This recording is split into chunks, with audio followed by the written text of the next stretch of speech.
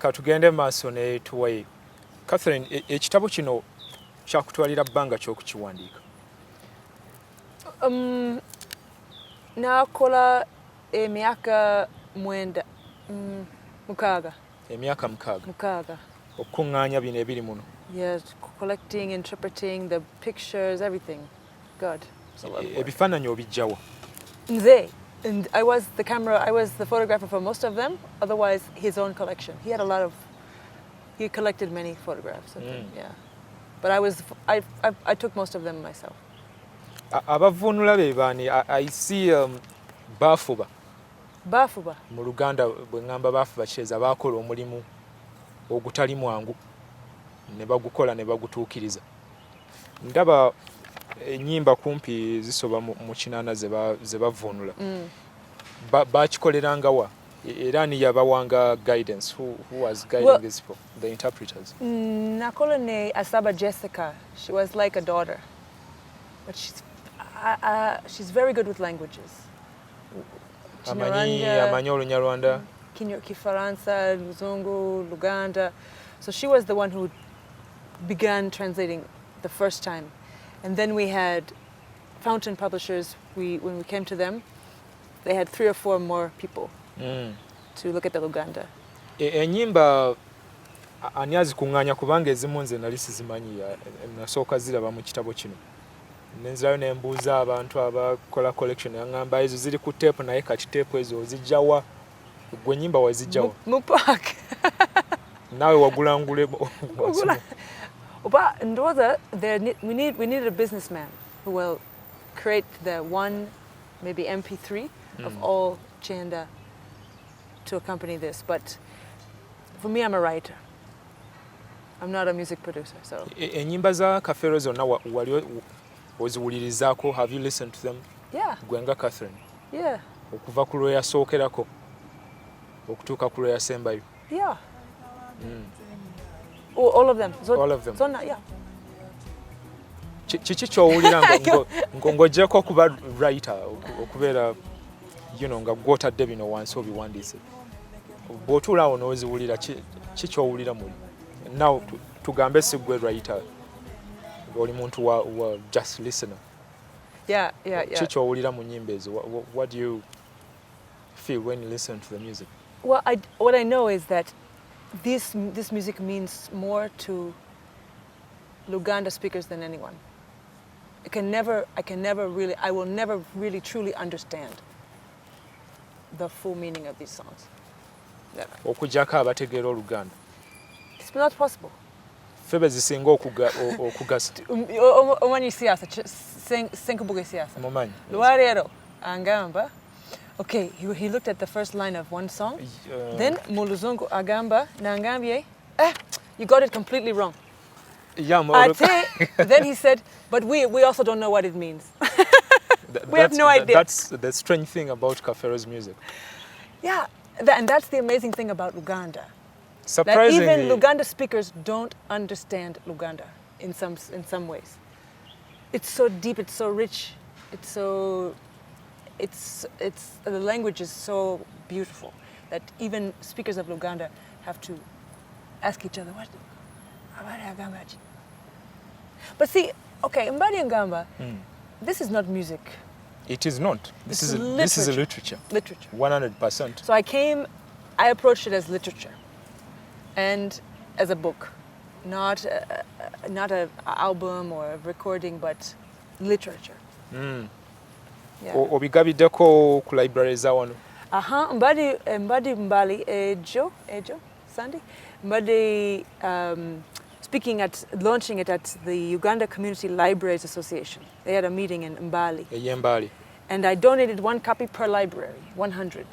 Balina library 100. Yeah. Buli library wagiwaddeyo ekitabo kimu. Because for me, I'm not interested in selling this. Really? Now why? For what? Ogenda kufuna mutya?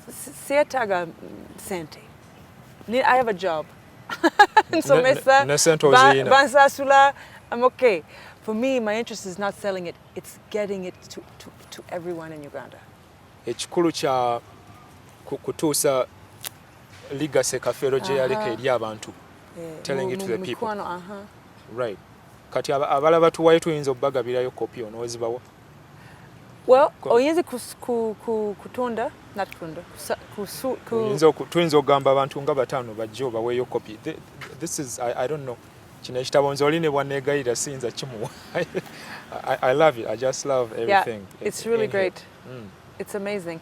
And they batunda mu shops zonna mu Kampala. Mu Aristoc. All of them. Mukono bookshop. All of them. Gyekiri. Bakitadde ku ssente meka? How much? Mitwalo 5. 50,000. Mitwalo 5. Kakati basasula gwe n'obawa oba Fountain Publishers? We made an agreement. They gave me half the books to give away, then half the books they're selling for their profit. Mwakuba kopi meka? Like 500. Kopi emitwalo 5. So I'm giving them away. Ujja tulekerayo tuwe ku bantu wano yeah. Basome ku nyimba. Okay, this is Paul why. Kafeero. This is not my book. True. Right? It's not. I'm not the author. Why should I sell something I didn't create? But the children are selling it for their own profit. When they sell it, they keep the money, which is good. Bakyasoma? Bakyasoma. But they are big now. Kafeero Simon, Peter is is earning a degree, and then Swaz just completed secondary, so he's going to campus. Kafeero yakubuuliranga ki ku music we? Mwatuulangako awo ne munyumya? Did you ever have time to chat about his music? Nah. With Paul, the late Paul? Not really. Not really. No, I didn't really talk to him about his music. Mwalinga ba mukwano, and that was it? No. I mean, it's. I didn't understand what he was singing. What could we say? What could I talk to him about? Omubuuza n'oga nti obadde oyimba kiki awo? Something like abako omujebala emirimu. But I told him, namugamba nja kuwandika ekitabo, nja kuwandika ebitabo byo. Wakimugamba ng'akyali kugwe. Angambye genda maaso. He was surprised, I think, that anyone would write a book about him. He didn't really understand who he was. It was humble. Although when you read his music, it's very clear he talks about his talent. He knew he had talent. He knew. But I don't think he understood how big he was. Yakubulira lwaki wasanga tumuyita Golden Boy of Africa? Golden Boy of Africa, yeah. Yakubulira. Did he ever tell you why? Yeah, the story, angambye simanyi kituufu kubanga it's just his story. Yangamba they bamuyita kugenda Cairo, Misri. He called it Misri always. Misri for a contest, singing contest. Yeah, abayimbi ba Africa. Pan-Africa, something. Abayimba and he won. And then the title was Golden Boy or something like that. The title was, I don't know what, but then when he came back... Oluyimba olwawangula lwali Walumbezaya. Walumbezaya. I think lwamufuula it was Walumbezaya, yeah. Golden Boy. Yeah. Yakyalako ewamwe, did you ever get to know your parents? Yeah, in fact, there's pictures. I saw a picture. Yeah. Yaja, okay, alimu California. California, Pacific Ocean. Whatever. Oh, yeah. Pacific Ocean, California, Southern California. Yeah. Yaja mu America in 1999. Kyenda mwenda. Wamuteeka ku nnyonyi. Munyonyi. Noga tugenda olaba ab'ewaffe. He was very, very frightened. Ab'ewammwe bamwagala. Did they like him? Oh, but he was so humble because they expected a big star. Ayambadde bling bling biki ng'azimba. He came small and quiet. Yeah, as usual. That was him. They didn't understand why this big star was so humble, quiet. Eka ewammwe bakukkiriza kye wali okola bakuwagira. Did they support you nti oli Yeah, love n'omusajja wa Uganda. Yeah, because I do what I want. They know that. I do what I want. They have no say. Ekirala kye kiyinza okukolebwa Kathryn okutwala music wa Kafeero mu maaso. To grow it, you know, abeere nga teyeerabirwa. Ekitabo, yes, well and good. Naye bannayuganda Byagala ki? tetunyumirwa nnyo bintu bya bitabo. To be But then what now? How do you grow someone's music? It's grown. It's there. Already the music we mukulu teyeetaaga Yamala ku.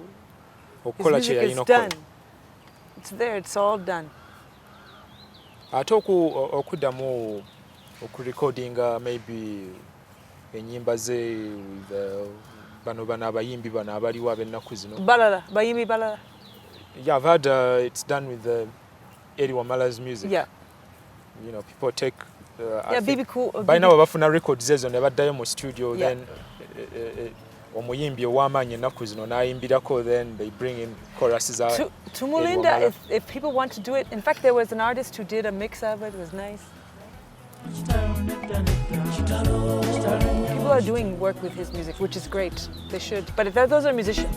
For me, I'm not a musician, so this is what I'm doing with it, putting it in a book. But musicians should, yes, they will continue, you know, to work with it and use it, and it's wonderful. Ani gwe yalekera obuyinza, power of administration, ey'ennyimba ze zino. No, tulina bizibu mu Uganda omanyi kubanga teri copyright laws. Okay, tulina laws, teri naye teziri effective. Teri teeth. Teziruma. There's nothing you can do about copyright. Like Bibi Cool. No, Bobby Wine. Yeah, he recorded Dipo. Dipo Nazigala.